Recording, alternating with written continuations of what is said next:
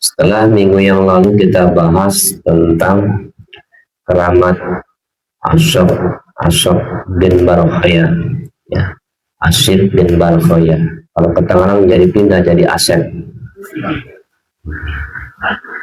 Ya, itu patihnya Nabi Sulaiman, sakti mandraget. Bisa memindahkan singgasananya Ratu Bilqis. Asep di sini nggak bisa pindahin kue bolu. Bismillahirrahmanirrahim. Kita sekarang menerangkan kisah Ashabul Kahfi. Singkat saja. Kisah Ashabul Kahfi. Cerita kisah Ashabul Kahfi, pemilik gua atau penghuni gua. Wahum jama'atun, mereka sekelompok jamaah. Minal mu'minina, dari orang-orang mukmin, para pemuda ini. Khofu ala imanihim min malikihim, yang mereka takut khawatir terhadap imannya dari raja. Saat itu rajanya kafir, menyembah berhala. Tapi ini pemuda-pemuda Ashabul Kahfi ini beriman kepada Allah Subhanahu wa taala. Fakharaju wa dakhalu qaran walabisu fihi bila ta'amin wala syarabin salasa mi'ati sanah tis'a sinin niyaman bila abadi. Karena dia sudah tercium, ya, bahwa dia beriman kepada Allah, takut disiksa oleh rajanya, maka dia keluar dari kampungnya, masuk ke gua, tinggal di dalam gua, nggak bawa makanan, nggak bawa minuman, nggak makan, nggak minum, ditidurkan oleh Allah Subhanahu wa taala 309 tahun. Masya Allah, hidup 309 tahun.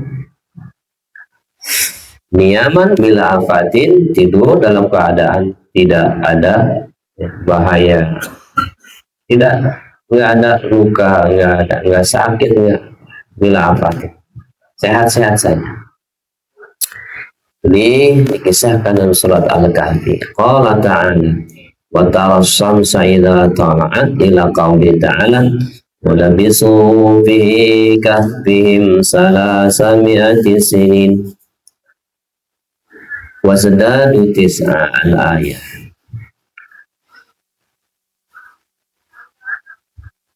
Wa tara syamsa, kau melihat matahari, idza tala'at, dia keluar, sampai ayat walabisu fi kahfihim, kemudian mereka menempat di gua, ya, 300 lebih 9 tahun, ya. Jadi biasa orang kalau pegel kan, kalau tidur balik ke kiri, balik ke kanan, ya. Nah, matahari terbit biasa dari timur ke barat, tapi itu kuasa Allah Subhanahu wa taala, ya. Itu gua ditutup oleh Allah Subhanahu wa taala dengan izin Allah. Itu orang yang lewat di situ serem, nggak berani masuk. Mungkin dijaga malaikat kan, ya. Anjingnya yang bernama Kitmir nungguin di luar, tapi dia mati. Tadi kisahkan satu-satunya anjing yang masuk surga yaitu anjing Ashabul Kahfi. Namanya siapa? Kitmir.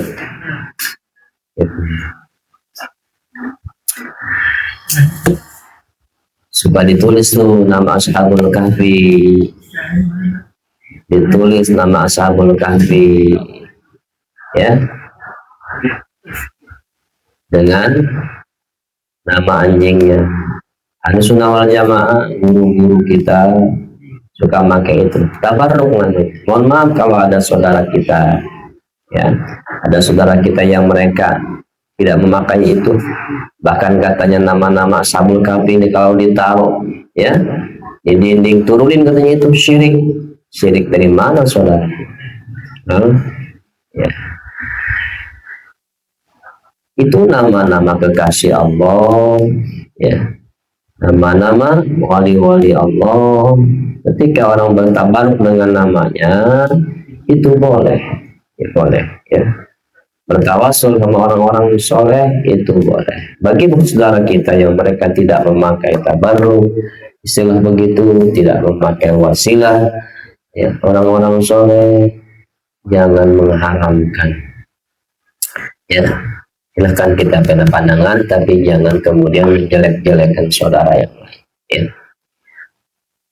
Syekh Nawawi mengatakan dalam satu kitabnya, ya, orang yang menyelipkan nama Ashabul Kahfi, dengar saudaraku, ya, diselipkan di dompet, itu berkahnya itu dompet insya Allah tidak akan kecopetan. Barang-barang yang taruh nama tidak akan kecopetan, tidak akan kebakaran. Insya Allah dengan berkah. Begitu.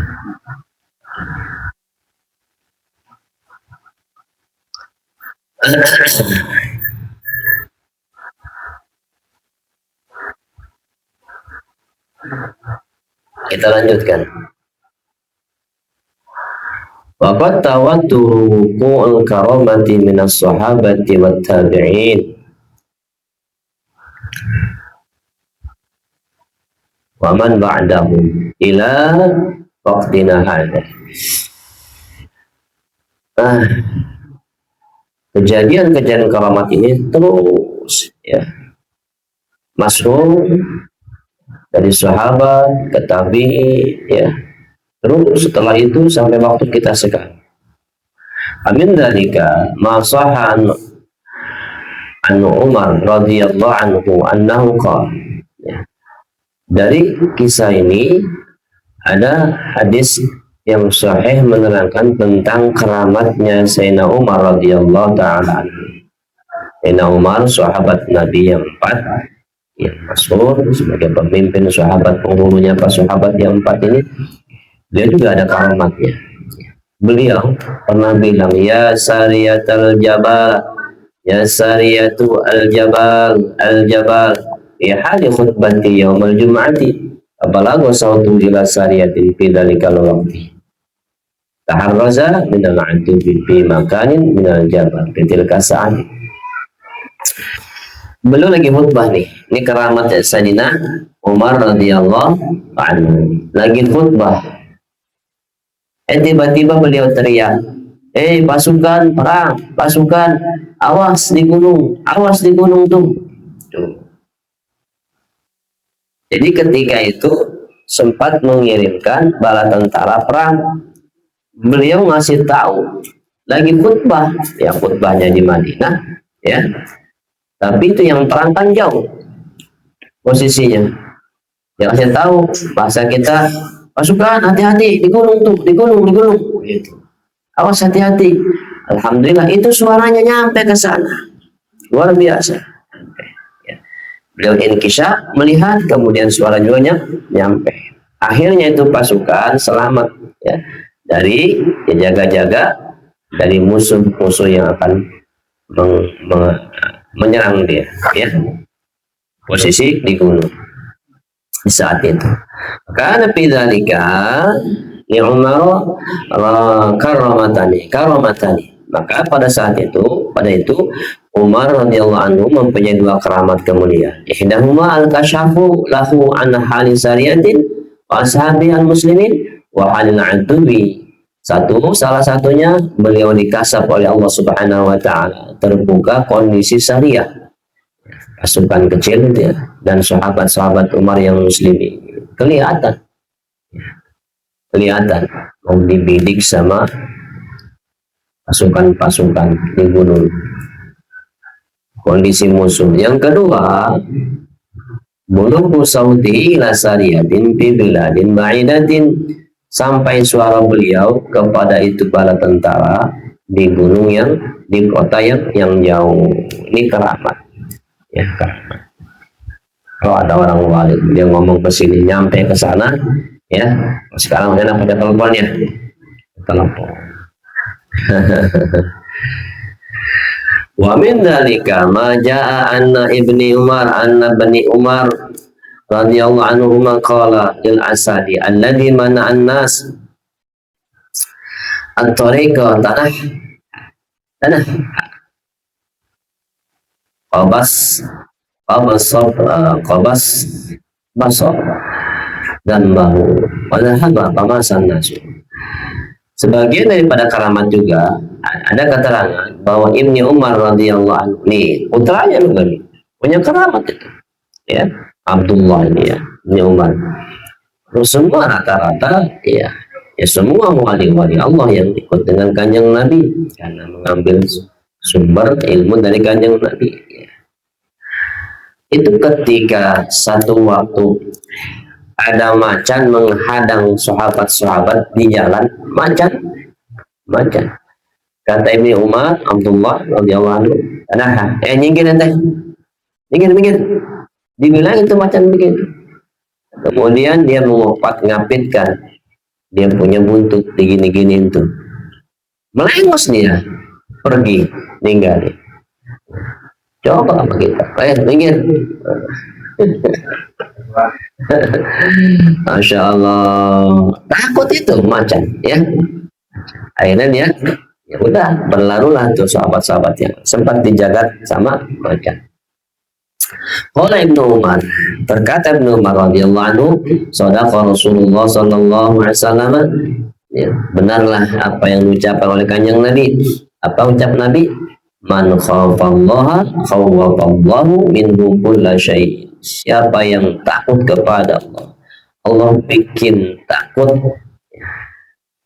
Ya, Allah bikin takut darinya segala sesuatu. Artinya, kalau takwanya bagus, takut betul kepada Allah, itu makhluk semua takut sama dia. Sampai macan pun nggak berani merekam. Bapak-bapak, di dalam dadanya ada Allah,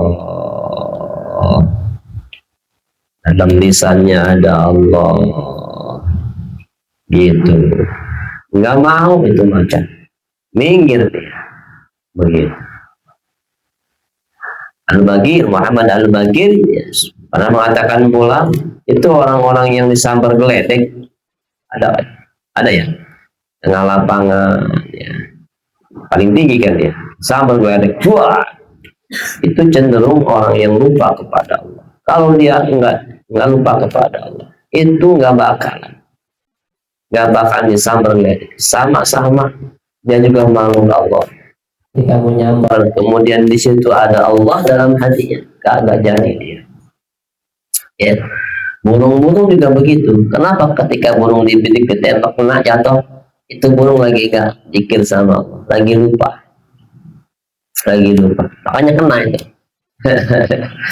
Makanya kalau kita takut sama geledek, ya, burung saat hujan atau di tengah-tengah, khawatir baca tasbih, ya. Allah, alhamdulillah, wa la ilaha illallah. Zikir. Habis khusus tasbih. Allah, alhamdulillah, wa la ilaha illallah, wallahu akbar. Itu sama makhluk Allah, ya. Jika melihat ngebidik dia dikeker, ada Allah, agak jadi. Ya. Itu keterangan-keterangan para guru dan para masyayikh. Abu Syekh Al-Hakim jam 9 ya. Cukuplah ya, mudah-mudahan manfaat. Ini cuma mengukuhkan bahwasanya wali Allah itu ada keramat-keramatnya ada. Mereka adalah pewaris Nabi untuk meneruskan risalah ya kenabian, untuk meluaskan ya, menjayakan Islam di muka bumi ini ya. Kalau Allah tidak mereka, maka hancur muka bumi ini. Dengan berkah mereka diturunkan hujan, dengan berkah mereka ditolak bala-bala. Itu wali-wali Allah. Demikian benar-benar manfaat. Allah ma'afikillah. Assalamualaikum warahmatullahi wabarakatuh.